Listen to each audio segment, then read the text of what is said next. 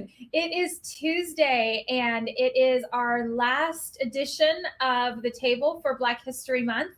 And I have been so honored with the guests that have joined me so far, or the guests who have joined me so far. And I have a very, very special guest with me today. So, if you've watched any of the promotions for this week or read any of my posts, the guest today is near and dear to my heart. One of the people I have known professionally the longest, who I am still very close to, I adore. And she's someone who has taught me so much in this life, not only about talent acquisition, but about being a professional, a woman in business. When we worked together before, many years ago, back in the late 90s, I'm going to age us a little bit here. And I left, and she left, and I left, and she wrote me a card that I still have to this day, because she believed in me in ways that other people might not have. And I will never forget that about her. So who is this mystery woman? This mystery woman I'm bringing on stage right now is Carmen Hudson. And Carmen, welcome, my dear friend. We're so excited to be here. So excited to be here. I am thrilled to have you here. And Carmen, anytime I think about talent acquisition and sourcing specifically, but talent acquisition as a whole and what it has meant to me in my career, I can't think of that without thinking of you. And I remember the day you walked into Capital One. We had just moved into the new building and it was gorgeous. And in walked this smile, right? Because that's what I remember seeing first, was this big smile, this laugh that is contagious. And I was introduced to this person who was going to be our sourcer. She's going to run sourcing for us. And I was like, I don't even know what that means, but okay, cool. And I just remember we hit it off, and it was just, that was it forever, right? And I've never let you go. It was a short experience at Capital One, but it was a pivotal experience in my career. Part of it because I met you, and I think we have served the same purpose for each other. Like, you fuel me, you get me excited about HR when sometimes I'm not so excited about HR, and you keep me excited about TA. And personally and professionally, you're just a person that I always look to, because you just have a way of looking at life that I think, in a way, we reflect each other, but also just the clear-eyed way that you look at life just helps me sometimes center myself. So I don't know if I've ever said that to you, but I thank you for that. I really do. Thank you. That means more to me than you may ever know. So I wanted you to join me today to share you with the audience.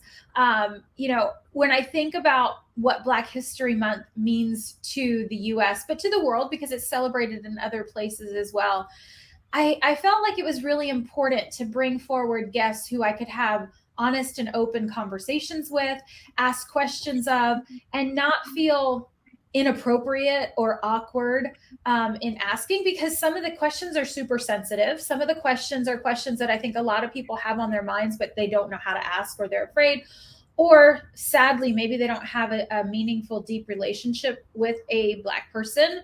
And so they don't have anyone to ask. And I find that hard to believe, but I know that there are people in this world who exist who don't have relationships like you and I do. So I wanted just to have kind of an overall conversation about lots of different things today. So if any of you watching, as you know, we love your comments, your engagement, comments, questions are always welcome. Please shout out, let us know where you're from. Carmen is from Detroit. Right? Is that correct? That is where I grew up. I grew up in Detroit. You grew up there. Yeah. One of my other dearest friends, Randy Stewart, also from Detroit. And I've yet to be there. I'm embarrassed to say I have never gone. I was just there last week. Oh, were you? Awesome. Yes. I need to go. There's such great history there. But you've now been in Seattle and kind of traveled the world in the space of talent acquisition. So I'd love for you to kind of share with us that over the past 2 years, right, the world has changed. The pandemic has changed the world, and especially the world of TA. in ways that we haven't seen in a very, very long time. And I think the rate of acceleration of change has just absolutely sped up in, again, in ways we could not have anticipated. And that has had an incredible impact in the world of recruiting and sourcing and everything that is talent acquisition. So from your perspective, how has this impacted you? Because I know you have an announcement to share with us, but outside of that piece, how has the pandemic impacted you as someone who goes into organizations and helps transform their TA process or teach them or coach them through it? So I'd love to know just kind of what your experience has been over the past 2 years. Absolutely. So I will tell you. So last this year, last uh, January, this past January, I celebrated 11 years at Recruiting Toolbox.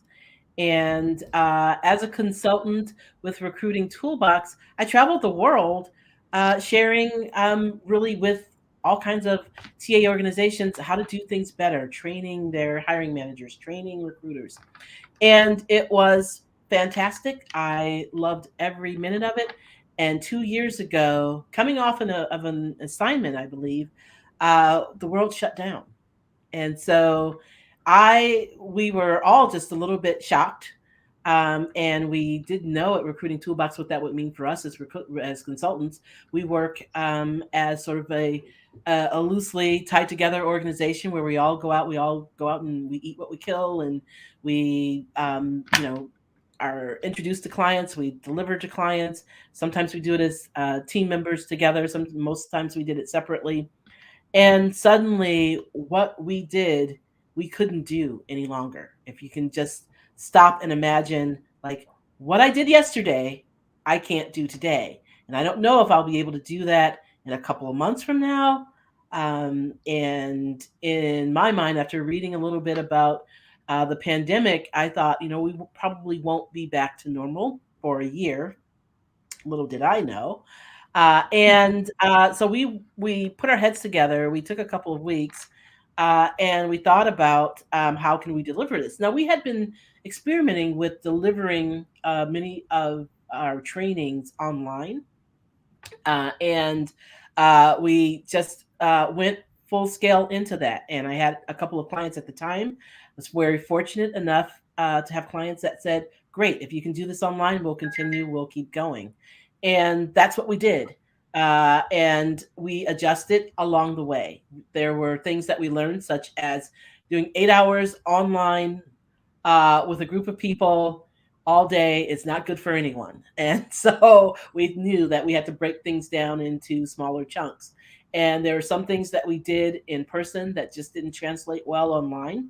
And so we had to figure out, how do we make sure that we get this point across in a way that makes sense for the audience online. And for the most part, I would say that we were able to do it.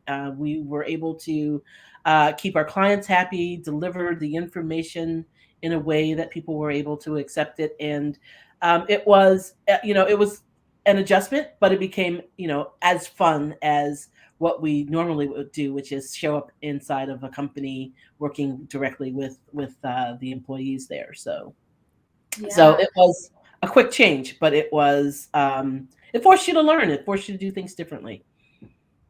And I love that, right? As long as we can shift our approach and adapt, right? Which, if, for anybody who follows me, my number two of the five imperatives is agility and adaptability, right? And we Hmm. have to be able to do that to survive, because failure to adapt causes what, audience? Anybody know? Biology, right? Extinction. Failure to adapt causes That's it. extinction in the world. So if we don't adapt as business leaders, then we too will be extinct in one way or another, right? In Yep. one way or another, it will happen to us. So I love that you guys were able to quickly pivot in that moment.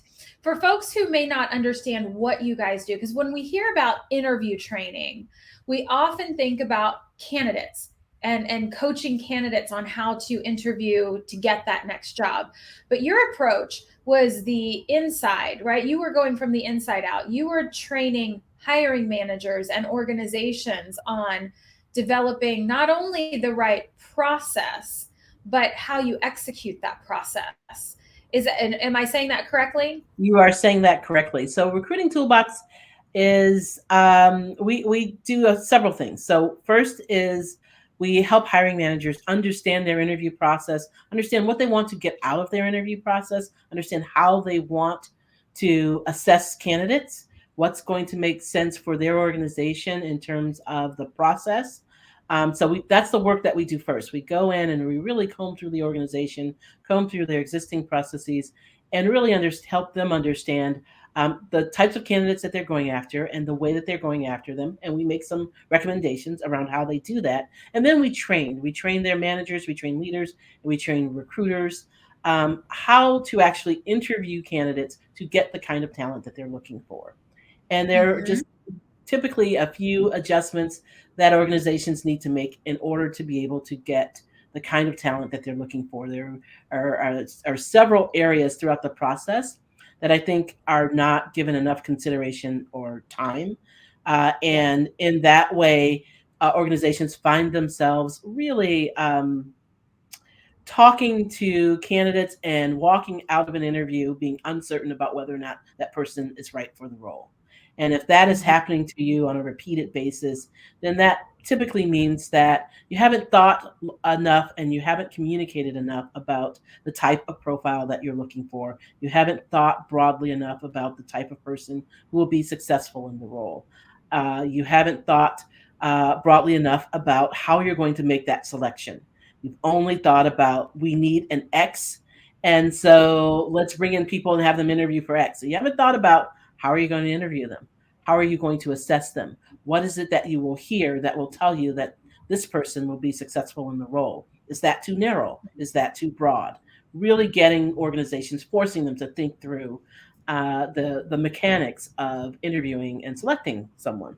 So that's a big part of what we do. Another part of what we do is we work with TA leaders and TA teams, and we help them build training for recruiters, helping recruiters become much more not just efficient, but really becoming partners with hiring managers and doing the job well, helping hiring managers think through the kinds of people that they want to bring into their organizations, helping hiring teams become more effective, really doing the thinking that's needed before you even start sourcing for candidates.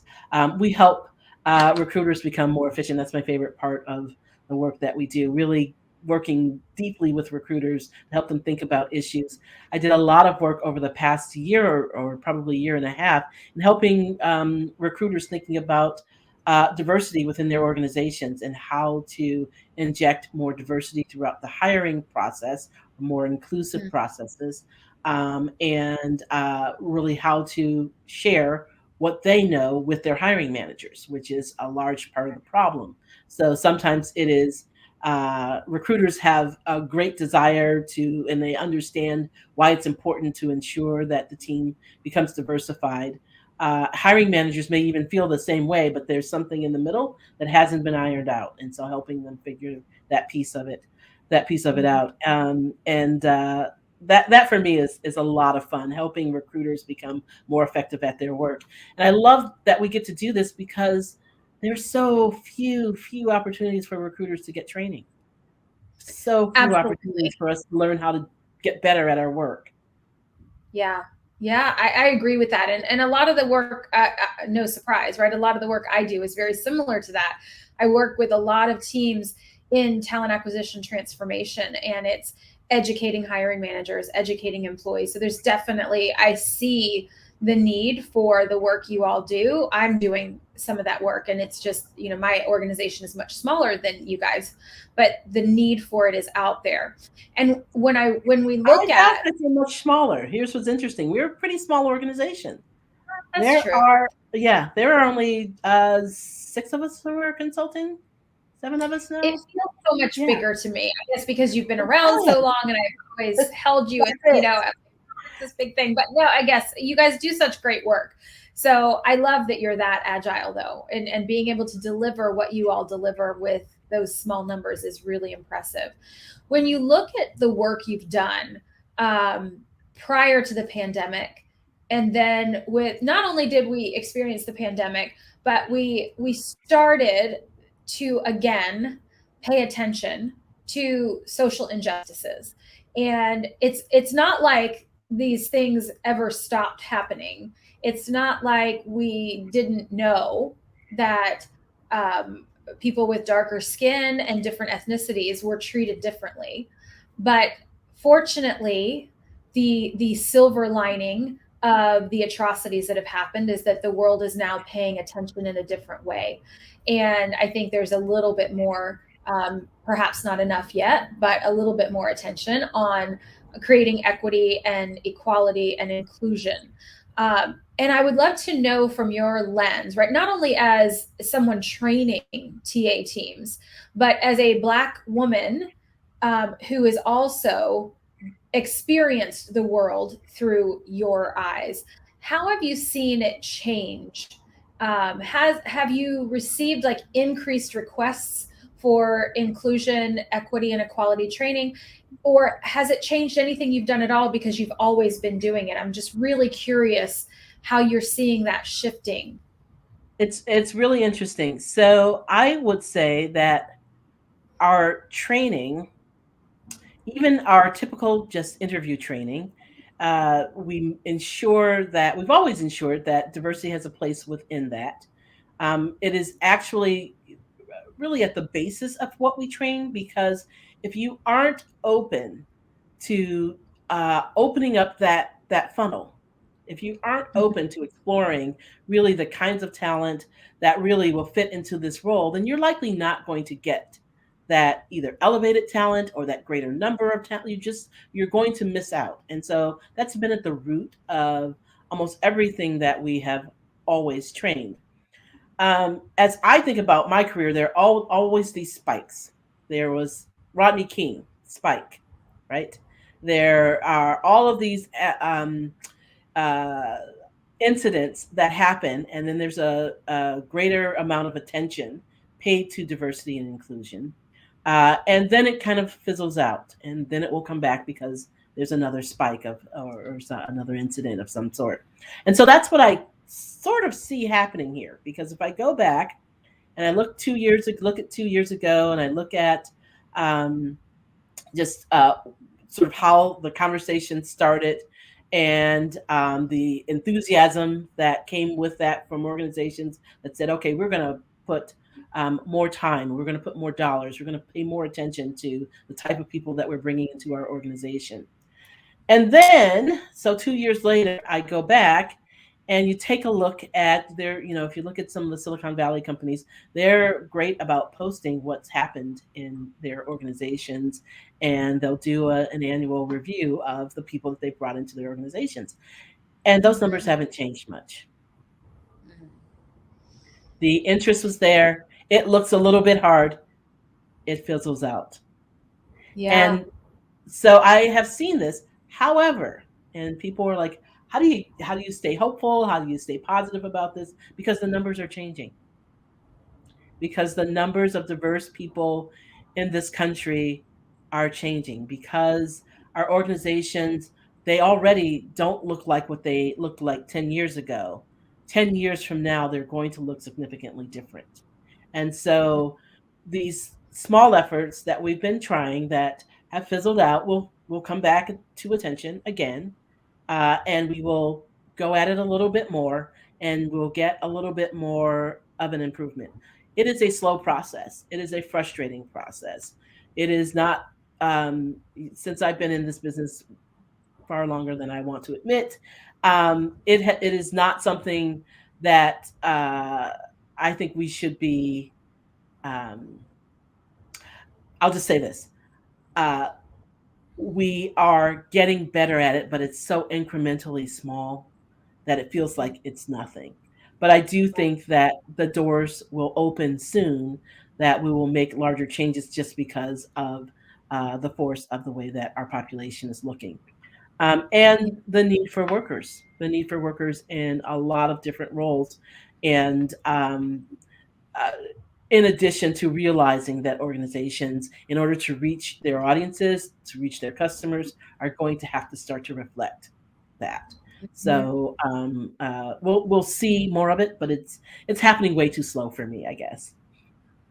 Yeah, I would agree with that. And I think, do you think that, I believe, and I don't know if you agree with this or not, but I believe as generations leave the workforce, where that is going to influence as much as anything the numbers and what the boardrooms look like, what the C-suite looks like, right? Because as the middle or late middle age white man who has typically held positions of power across all organizations, as they start to age out and retire, I have to believe this to have any level of sense of hope in the world, that the generations coming up and the millennial generation and Gen Z, as they're entering the workforce, they see it differently, and they are more committed to finding the right candidate, the best candidate, and looking and seeking out diverse talent because they understand the benefits of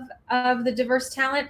And they see color, right? I am never the person who says I don't see color. Color exists. Honor it, celebrate it, don't ignore it. That's silly to me.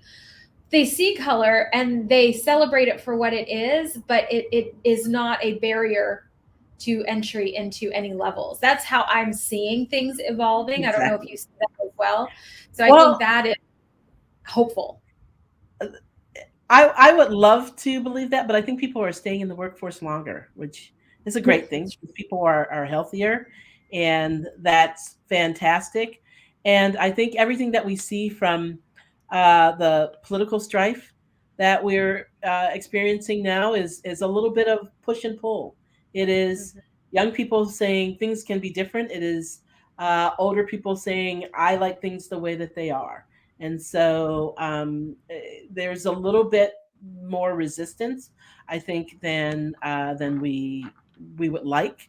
And I think it's reared its head in a fairly ugly way in the past few years, and so it is something to pay attention to. It's something that is a barrier. It's something that we will have to get over or through before we see a lot of real change. And so um, I, I wish I could see that the population is shifting, and thus newer people will come into the population. I don't know if that's 100% what will happen. What will happen is that customers and audiences will look very different, and if your leadership isn't, it used to be if your products didn't address those audiences, then they wouldn't purchase your product. I think it will become even more so if your leadership does not reflect those audiences. You will have less success reaching those audiences, and less success reaching those audiences means less success for your companies. So I see some of the larger companies actually really trying to adjust the way they are thinking about and doing business, because I think they realize this. I think some of the larger companies realize fairly quickly our audience will not be monolithic. Our audience will be made of many different types of people, and we have to make sure that we have voices inside of our company that can help us reach these audiences. So, Yeah. yeah, that's the way I'm thinking about it. But my thinking about it shifts. Yeah. Well, your perspective is so valuable though, right? I can only see it through my lens and you can only see it through yours, but you live it, right? You get it Yeah. in a way that I never will. And that's just fact. There's no I could be the greatest advocate and the biggest voice and anti-racist on the planet, but I'll never know what it's like to be you. No, and So and that, your and that that's what's beautiful about valuable. this, right?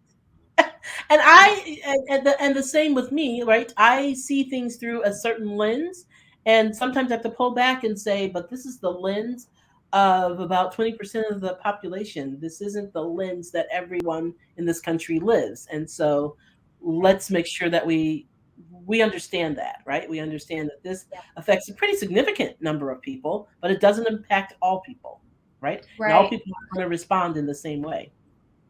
Yeah, I love that you just said that.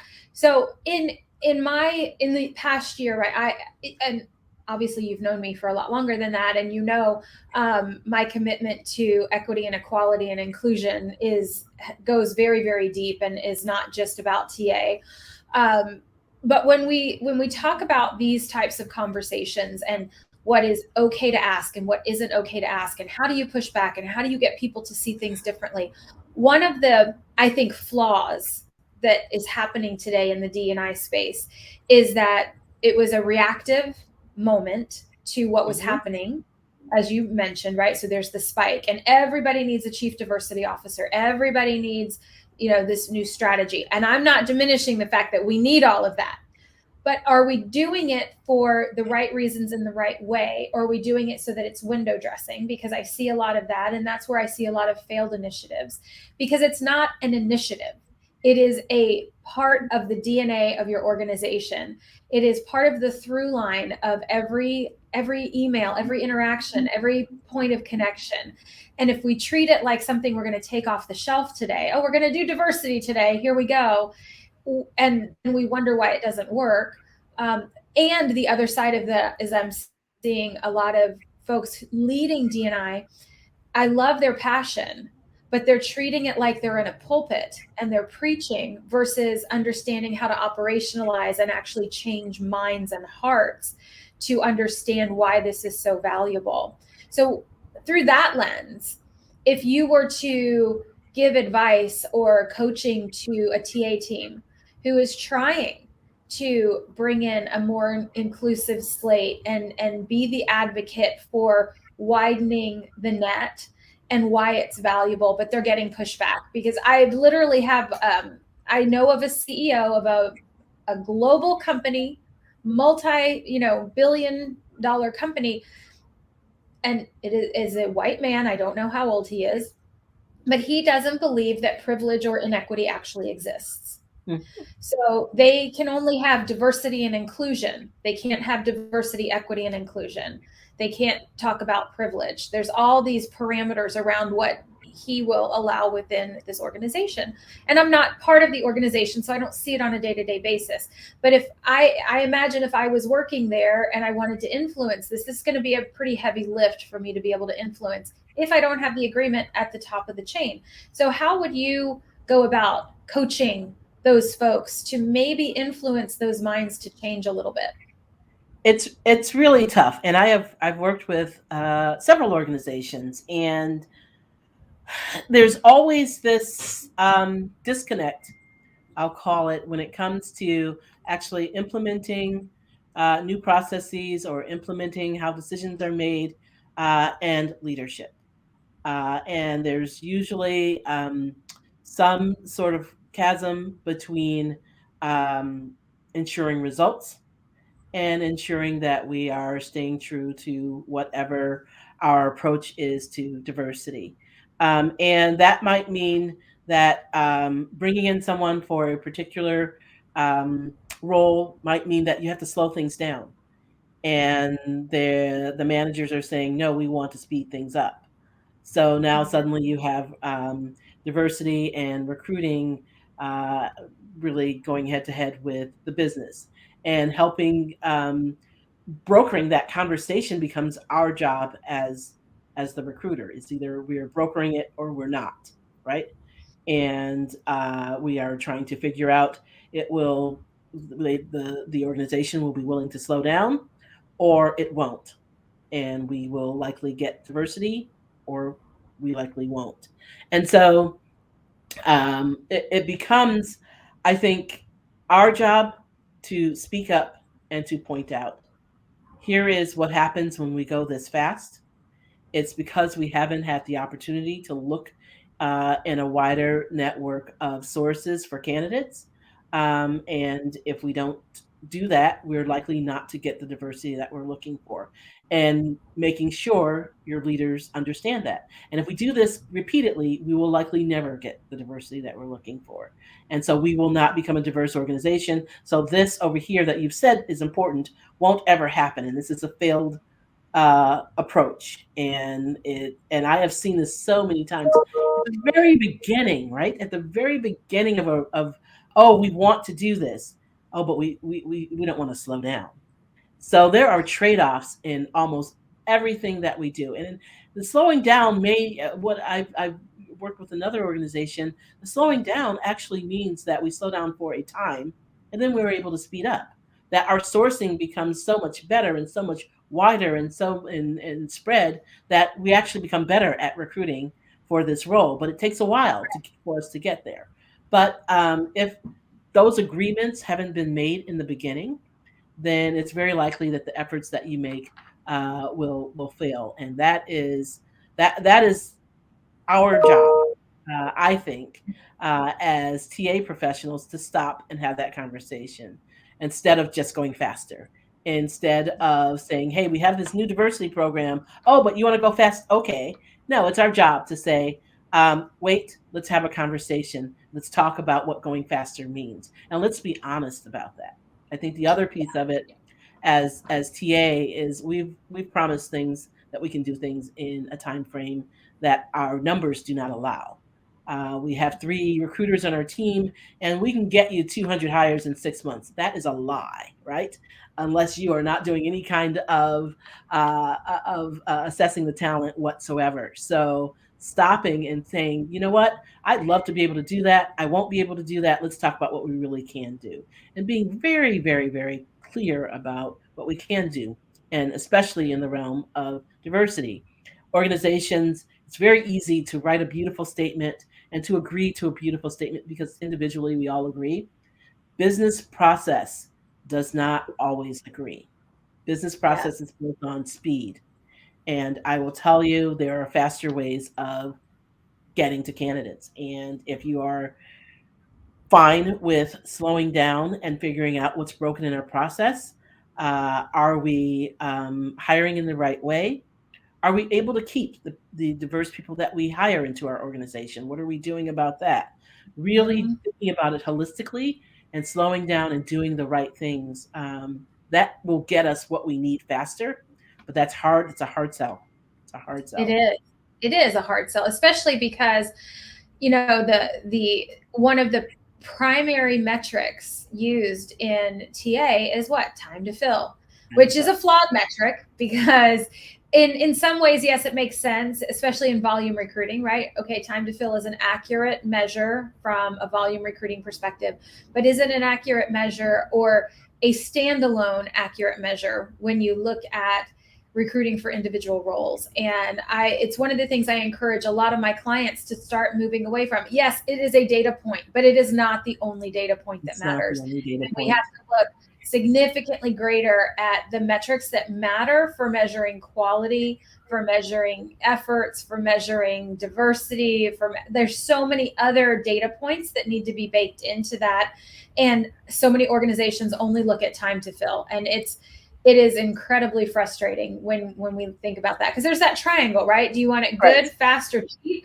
Right? And that is a universal Right. understanding that you can't have all three. So It you is have to it pick is option. nearly impossible to have all three. It And really what's interesting is that if you are looking for people who fit a profile, first of all, to really investigate what that profile looks like. That's a lot of the work that we do at Recruiting Toolbox is we really poke holes in this profile. Because the profile is often built off of one person's or maybe a small team's version of what success looks like. And when you start to mm, look at the organization, you start to look at the future, you start to look at what it currently exists on the team, that could likely be very, very different. But you have to spend a little time really thinking about that. And so that we really push people to think about those profiles. And thinking about those profiles, it really helps open up the number and the type of candidates that you can go for. The other it thing does. that I think that is, I've been, I think I've been fairly negative, but I think one of the things that really gets me excited is the fact that we are in a period now where many people are working from wherever, at least within the country, and so um, our our access to audiences of all different types has grown, has real and if you are a TA leader and you're struggling with how do I get more diversity into my organization, and you've got positions where people can work from wherever, those are the kinds of positions where you really want to think about your sourcing strategy and going after people in specific locations. One of the things that I would do as a recruiting leader is I would address diversity without addressing diversity. So I would If I were working for a company, I remember I was working for a large coffee producer that we all know of, and the organization was really not as diverse as it should have been, and so instead of touting this huge diversity program that we were going to do, I just send in all women candidates, or I'd send in candidates who were racially diverse. And the hiring managers would, because of our process, would have to select from that set of candidates. And Mhm. some managers noticed, right? Some managers actually said, "Hey, what are you doing?" Some managers didn't notice at all. And so those who noticed, I would stop and say, "Oh, I'm glad that you noticed," and we'd have a great conversation about it. And those who didn't, they were contributing to diversity, and they had no idea that that's what they were doing. Right.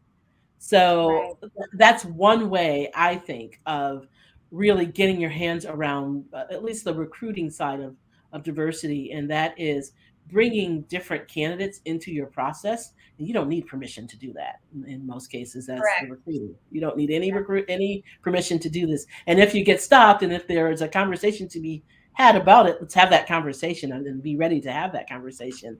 But Mhm. for me, that was one of the most satisfying. It was also, in some cases, it was a little bit frustrating because I was trying to bring candidates in from a different industry into a company that expected people to come from a certain set of industries. And that became, I probably should have had more conversations about that beforehand. That didn't Mhm. work as well as some of the other things that I had done. But we have some power, some control in this as well. So keep that in mind I love that, and own it, right? Take and own take it. ownership of the power and the influence you do have, and I love that. You don't have to ask permission to present a more diverse slate of candidates, That's and you it. don't have to have permission to review your job posting for inclusive language. You don't have Right. to have permission to do a lot of these things that we can just do as TA professionals, and That's it. it's going to benefit everyone anyway.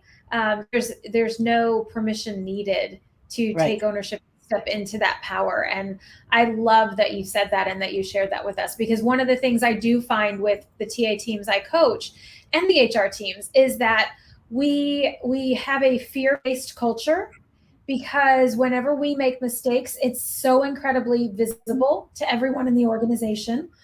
And so we shy away from taking risks and trying something new, because it's not just something that you can usually sweep under the rug and be like, yeah, okay, that didn't work, let's move on. Everybody knows it, right? And Right. there's usually a lot of visibility around the mistakes that we make in our jobs. And so we at a point in time, you kind of get beat down and you forget that, wow, I can do things independently Yeah. without that permission, and I can create boundaries around my work. Right. And so I think that's so important. Something else you said that was really, and I've talked about this on my show a couple of times, but what happens after we bring in the talent, right? So we've gone out and we've attracted and we've onboarded this great diverse talent, and it could be racially diverse, it could be gender diversity, it could be physical abilities and Mhm. disabilities, whatever. Diversity means more than just one element, right? It There's does. so many dimensions of 100%. diversity. And so I heard this example a couple of years ago, and I've used it over and over again. But imagine if you're at work and your team has reached a milestone goal, and the reward for that goal was an ice cream party. And so you and your team spend 2 weeks planning for this ice cream social. You order 50 of the best, most unique flavors of ice cream you can possibly find. You source it from the best creamery possible. You have it shipped in and it's on ice. Everything's wonderful. And because you want this ice cream party to go off without a hitch, it's at 2 o'clock in the afternoon. You have the ice cream delivered at 11. You have the right dishes, you have the right toppings. Everybody knows, it's well communicated. At 2 o'clock, everybody comes down, they pick up their sundae, and it's melted. Exactly. Exactly. So we put all the Exactly. effort to find the diverse flavors, the best quality, all the window dressing and all the You get it treatments, in there and suddenly it and it it melts down. melts. It melts down. Whose fault is that? Do we blame the ice cream because the ice cream I didn't. blame HR because I'm usually involved with TA and I run away, right? I blame HR. So, Right. It, but it the thing collectively, right, is, we didn't create a container. We that didn't is have a it. container to keep that ice cream intact and well nurtured and in the temperature it needs to thrive, right? And And I think how that's often what a that lot to of people? organizations are finding. A lot of organizations are finding, oh, we can recruit people in, but suddenly we find all of the things that we haven't done within our organization become very highlighted and we can't keep people, right? And Right. so if we don't figure that piece of it out, if we don't figure out what are people coming into, how are we going to retain them, how are we going to ensure that there are opportunities for them to move within the organization, how are we going to ensure that they integrate well with existing employees, right? If we don't Mhm. have those systems and those thoughts in place, we find ourselves back at square one. And so a lot of times I start by saying the lack of recruiting, the lack of diversity is not necessarily the recruiting problem. It may be that we've done some recruiting, we've had people who have left. Let's understand why they left. Let's understand what they are going into. Let's understand how we plan to ensure that people are successful. And here's the thing that I have in all of my career, the thing that I've learned, anything that you do to ensure that your diverse candidates have a better experience actually has a wider impact. It ensures that everyone has a greater experience. So if you Yes. stop and you figure out, you know what, our way of video interviewing isn't working for this type of candidate. It means that you have to give that video interviewing platform some deeper thought, and that's likely going to result in a better a video interviewing platform for everyone. That is Mhm. usually the case. And by thinking about our process in terms of what a diverse candidate might actually walk into when they walk into the organization, and how they are acculturated into the organization, usually means that you have to give that some thought, and that's usually going to end up with some changes that will improve for everyone. It is the one it is the one thing that I have seen throughout my career that coming up with some idea around diversity means that you're coming up with an improvement overall for your recruitment process. That thinking about how to Right. become more fair, how to select candidates in the right way, doesn't just mean that you're going to select women candidates or black candidates or candidates with a physical disability in the right way. It means that you're going to do it for all candidates better if you're doing it well. And centering that candidate and their experience is That's it.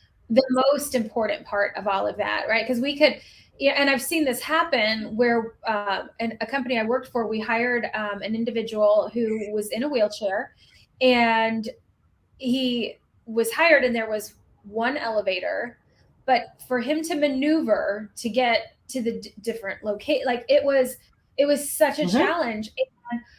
The burden, and I stepped in, I'm like, we can't place the burden of mobility on him. He's Mm-hmm. the one we need to be accommodating, not the other way around. And so let's look at what does that need to be. Where's an ideal space for his office? Where's an ideal space for him to be co-located to things that he needs to access? What about countertop heights? Like all of these things that, unless you take the time to pause and either ask the person, what can we do to help make this a great experience for you? Or Yep. you do your own research and you come to that person and say, I've been thinking about what it might be like for you here. And I recognize that you probably can't reach things. You can't do this. What if we set up a coffee bar over here that's lower? Like Right. there's some simple things we can do, really simple, not incredibly, costly, that can make that person feel like they belong there, because that's what it's about. It's the That's it. feeling they have, right? It's the feeling that I'm wanted. They want to hear my voice. They want to hear what I have to say, and they have made accommodations for me to be comfortable and to do the best work possible. That That's it. will send a huge message, to your point, to everyone else in the organization as well, right? That, I love wow, Michelle's comment here about reflection. yes. Michelle, and the idea that we have to stop and think about why are we? Why do we exist in the way that we exist currently? And how does that help or hinder all of us? All of us, right? Because that one elevator probably caused problems for someone who had an ailment or who had a broken limb, right? That one elevator probably caused a lot of different issues that probably weren't as prominent until you had someone in a wheelchair. But suddenly that becomes something that you could fix that might have an impact on more than just one employee. Yes, absolutely. And you Yeah. don't realize how difficult things are Yep. until either you ask or you follow the person for the day. Or, like me, I ended up with an injury, a knee injury, and Hmm. I had to use the elevator. And then I'm like, oh my gosh, walking from this elevator all the way to my office, That's which it. is way over there. So you start to think about things differently. And Right. I think that's the human condition, right? We don't necessarily seek out others' perspectives all the time until you make a conscious effort to do that. And That's once it. you do, you're like, "Oh crap. I have completely not seen the big picture on all of these things." But just own that and be okay with it. Right. And then have these conversations, right? So how many months ago, Carmen? I think I called you probably 6 months ago, and I'm like, okay, I need to ask you some questions because I have questions.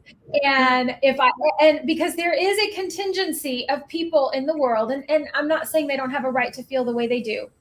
Everybody has a right to feel how they feel.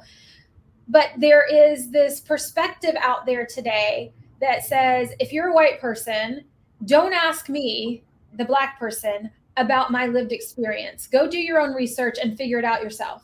And while I do believe that there is an element of reality there, that yes, I do have a responsibility to research what I can, to Google what I can, to read, right? There's some amazing books out there that I have read and I'm so grateful for. I love Emmanuel Acho's Uncomfortable Conversations with a Black Man. I think that series is phenomenal. But there are also things that are not necessarily captured in those pages that people want to know about. So I called you and I was like, is it okay for me to have Black History Month as part of my show? I'm not Black. Is that going to be offensive? Or why is it not okay to talk about a Black woman's hair? It's not okay to touch anybody's hair, by the way, ever, unless they ask you to. I don't care what color they are. Don't touch people without permission. But there's like these questions that pop into my head, and I have a fear of asking, saying, or doing the wrong thing on LinkedIn or any social media platform and then getting roasted for it. But at the same time, I feel like if I have the question, a lot of other people have the question, and how do we educate people while being sensitive, right? So I'm blessed because I have some great friends. I can be like, okay, am I being an idiot here? What am I doing wrong? And you'll tell me, yes, Barbie, you're being an idiot. That's ridiculous. You should never say that, right? But not everybody has a you. So help me with how would you recommend people approach I this? think back to the way that we met and became friends, but I won't tell that whole story. But um, I, I I think of it this way. Um, it is rough. It is tough. It has been tough in the past couple of years, especially. Right? How do you feel about this? Well, um, it could be very personal. It could be something that I haven't given a whole lot of thought to. It might be, I might have a wide range of feelings, right? My feelings might change. I reserve the right always to change my mind, right? I might learn something new and I might change my mind. I think it is completely reasonable to have questions about the world around you. I also think it's completely reasonable for for me to expect you if you're going to ask me questions for me to expect you to have done a little work around this. Mhm. So I just read this article and it told me that touching your hair is just completely a no-no. We can start from there, right? Because you've done some reading, you've done some research, versus you walking up and saying, "I had this thought about touching your hair, and I'm just going to go touch it," right?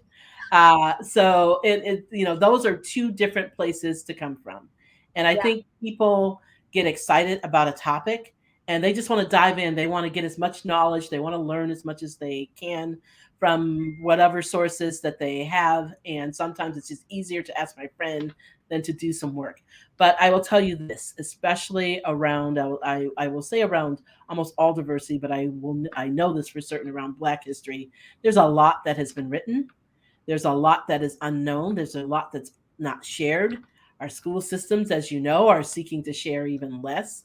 And so I think it's really important. Don't even get me going on that. I think it's really important that people seek out knowledge. That, you know what?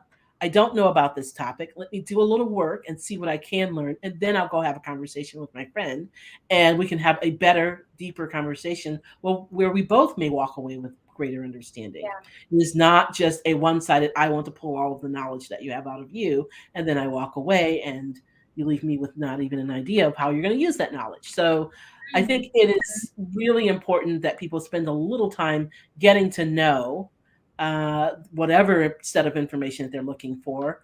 I am, so should I share my announcement? So I am, Yes. yes, I am leaving Recruiting Toolbox at the end of the week, and I'm accepting a job at a really cool cybersecurity company here locally in Seattle. Very excited to do this. It is just going to give me. I've spent the last 10 years really enacting some of the theories that I have around recruiting and teaching people about this, and now I get to actually enact and share with a team. And so excited about that. But they're in cybersecurity. So I've spent the week kind of buffing up what I know about cybersecurity so that I don't go in. I'm sure I will learn a ton of information. I'm sure I will have 1,000 million questions, but I don't want to go in starting from blank slate. I want Yeah. to go in having done a little bit of work to educate myself and to become aware and to understand as much as I can understand before I go in. And the same when approaching someone about something that could be very, very personal. And so you really want to spend a little time doing that. And I think sometimes we forget that. I just had this huge aha moment. So thank you, Oprah, for the phrase aha moment, because it just um, and this happens often when we talk. But a few years ago, I was sitting with someone, an executive, and we were having, it was a lunch conversation. It was my first lunch conversation with him, and we were talking about our families, and he has a kid and wife and the whole, the typical scenario. And we were talking about my wife and our two kids, and I had literally just met the guy not long before that. And he was like, so tell me how that happened. How did you have these kids, and what is it like for them growing up in a house that's not normal? And he just started firing off all these questions about what is it like to be married to a woman and have children, and how did you have the children, and who had the children, and I sat there, and in that moment I felt like, are you effing kidding me right now? One, you don't know me well enough to be asking me these very personal questions. Do I ask you about your sex life? Because I don't think I did, and nor would I ever. But if you and I were having a conversation and you didn't know, and you said, well, so what is your plan for having kids? How is that going to work? I'd be like, oh, well, we're going to do this and we're going to do this and blah, blah, blah. Right. So it wouldn't feel offensive, because right. I know you love and care about me as a person. And yep. Your curiosity is because you truly care enough to want to know about me and my life, not just an entitled curiosity because you want to know this, this insider information. Right. So I think as you were talking about, like, do your research and know some information before you go in, I also think it's about building a relationship with that person. That's it. And the light bulb in my head, right? Because so many times we just go in and it's all about us, right? When you're asking questions because it's all about you, that's the wrong perspective to have. That's it needs genuine curiosity to care for and create that safe space for that other person. And you just 100%. Totally lit my brain up in that. So thank you for helping me put that together, and hopefully. Well, that goes back to our original story, and I'm not going to tell that story, but it really does, right? Yeah. And I love this comment. Those are very invasive questions, and so I have to invite you in. yes, Allow that someone to invite you in. yeah. And that's so powerful. And when we think about like tying this back to TA and to the HR, organization, the same applies there, right? Is we're bringing these people into an organization. We have to make sure that they have safe spaces and that they feel comfortable and that we create those bonds with them, and they're not like a person in a zoo who everybody walks by to look at. Oh, there's our diverse hire, right? Right. Like they need Right. to be um, part That's your of who that we is a are. path to failure. I will tell you that because Yeah. I will tell you from my perspective, or anyone's perspective, walking in and being that person in the cage that everyone's pointing to is not a great experience, right? Yeah, no, and I've been that person as well in a different Hmm. way. And I think one of the powerful lessons that I've learned through all of this is, and most of the folks watching who follow me, they know, right? I'm married to a woman, and have, I've been gay for as long as I know. I've never hidden it, but I have experienced, and I didn't even know it. And this is what's really interesting. And I think this is the difference between how discrimination, bias, and prejudice shows up in different ways, because I don't lead with that, right? It's not like you look at me and think, oh, she's gay, or this is this and this and this. You can look at me and say she's white, or she looks white. You can look at me and say she looks overweight, or she has green eyes. Like there are things you can assess me based on your visual. But all the different dimensions that make me who I am are not always front and center. When you are black or dark skinned or have a visual disability that people can assess, then you can't help but that leads a lot of where you go in your life. It's not something that you can put behind you because it's part of your physicality. So the discrimination that I have experienced often, I didn't know it was happening Right. because it wasn't overt, because it's not necessarily out there for the world to see each and every day. It's only until people know me, and then it's conversations that happen behind closed doors. And I've faced them head on. I've walked into offices and said, so I heard you were passing pictures of my wife around because everybody was curious about what she looked like. Right. Want to talk to me about that? Right. Right. So but and other folks who are not white and not obvious, not part of a larger population or what have you, like how have you experienced those types of discriminatory behaviors, and what have you done to make it? I You've had an amazing career, so it clearly hasn't stopped you in any way. it hasn't, and I hope that it won't. But I am very much a heads on. So you are the HR lady when you walk in. I would likely be the black HR lady. I just know that that is how the conversation goes. That it's exactly um, the first thought that someone will have. And there are several ways that you can react. You cannot react. You can ignore.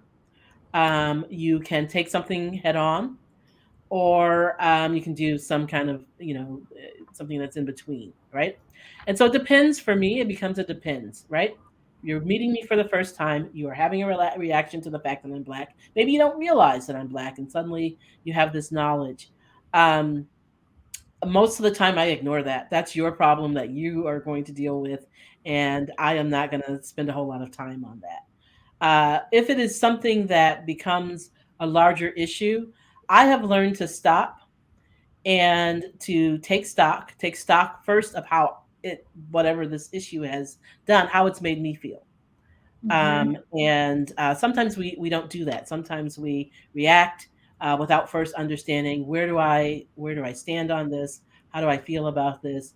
And really giving some thought to how should I approach this? Should I go in and directly approach this with you? Is this something that I approach with the team in a larger way? Is this something that is a personal conversation? Is this something where perhaps we don't have that relationship, but I know something about you, and so this will influence how I react and work with you in the future. And so it requires a little bit of that for almost every situation where you feel that race is an issue. Sometimes you don't know. Sometimes you're in that.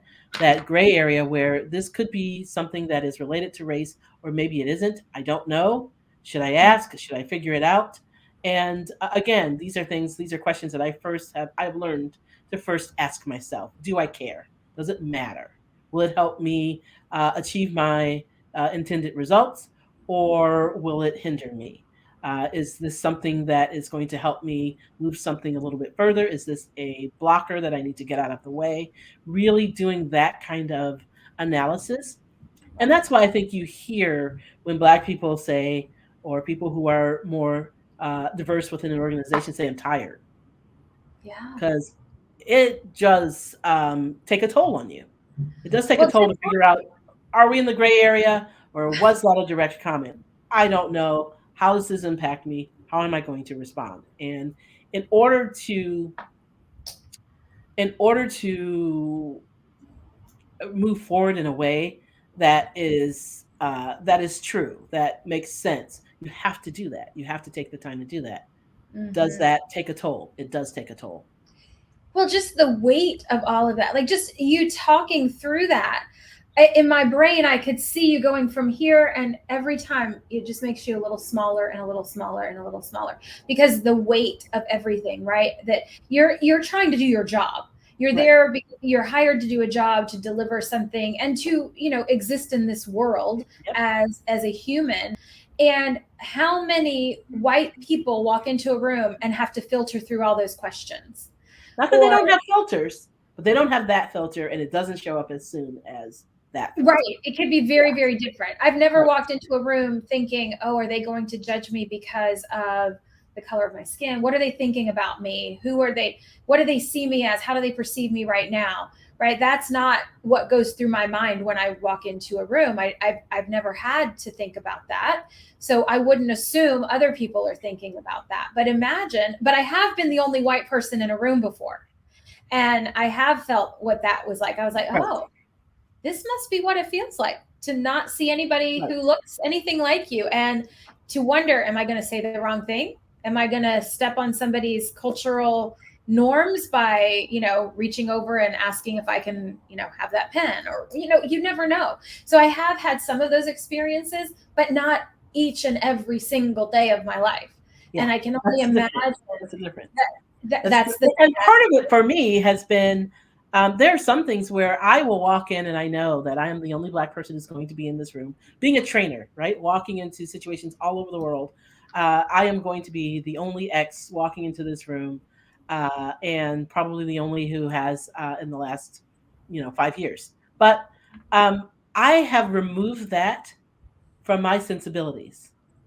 I don't give that a thought. I let you deal with that because I can't change this, right? I'm going to walk in. I'm here to deliver training. I'm here to talk about TA. Let's talk about TA. And I let you catch up, right? I love I let that. you have all of your thoughts and then you catch up. And, eventually it may come out in a different way.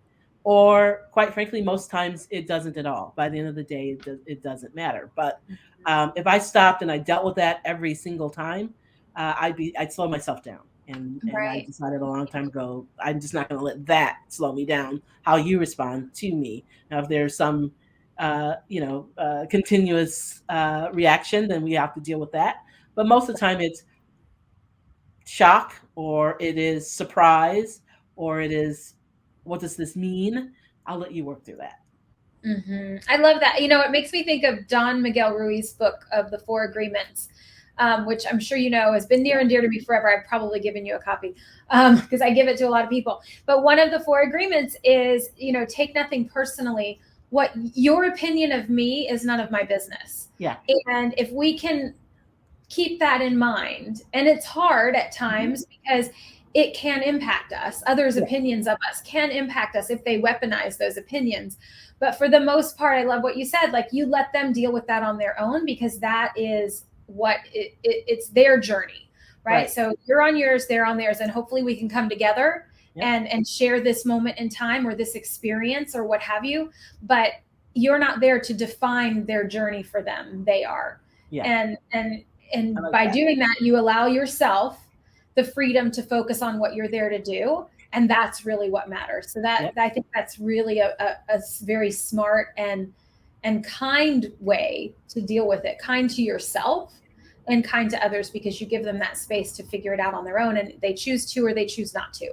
Yep. And then you make your decision from there. I love that. So we are over time. I typically Are we seriously? I thought we were like 15 minutes in. No, I know. And we could talk for hours, because there are some really funny stories that I would love to share with this audience. So you're going to have to come back, because I will give you this one tidbit, everybody. Carmen is like no other person I have ever known. And she will rail against the typical constructs that the world decides we need to live by, time being one of them. So there are lots of fun stories that we can hopefully share with you guys. And if you would be kind enough to come back, we will embrace you with open arms, my friend. And I just quickly want to shout out to our sponsor today, Daily Pay, an absolutely fantastic organization. And they help your employees get paid the same day they earn their wages. It integrates seamlessly with your already existing payroll systems. So imagine being able to attract talent by saying, work today, get paid today. It's not a loan. There is no interest paid. It helps your employees not have to seek out predatory payday loans. So if you're interested at all, reach out to me. I'm happy to get you in touch with them. It is a phenomenal organization. Carmen, thank you. If anyone, I encourage you all to follow Carmen on LinkedIn. She is leaving Recruiting Toolbox. She's going into a new role, but she is still just I call her one of the OGs from a sourcing and TA perspective, and always adding such valuable content. Maybe when Tim Sackett comes on, the thrice of us could have a really great conversation. Oh, you've got Tim. Oh, I have stories about Tim. Yes. Well, I think he's scheduled for March or April, so maybe we can coordinate to bring him back for that, because he is a phenomenal voice in the TA space as well, and I just adore everything about him. So thank you, my friend. Thank you so very much. This has been wonderful. Thank you to our audience. Great engagement today. Thanks for your questions. As always, I will download this and then upload it to the YouTube channel. So if you didn't get to see this episode or others, you can go to the Business of HR on YouTube. All the episodes are there. And then next week, joining me is Jared Carroll, who wrote this phenomenal book, A White Guy Confronting Racism. Really, really interesting book. His perspective is amazing, and how 10 minutes changed his life. 10 minutes riding on a bus sitting next to a Black man changed his life. And a really, really great book. I encourage you guys to get this if you haven't yet. And then Jared will be joining me live next Tuesday. So more great stuff coming. And thank you all. I love doing this every week. And if you guys have show suggestions, please send them my way. If there's people you'd like me to interview, please let me know that as well. And I look forward to seeing you all in a week. So thanks so much. Have a great one. Thank you, Miss Carmen. Thank you.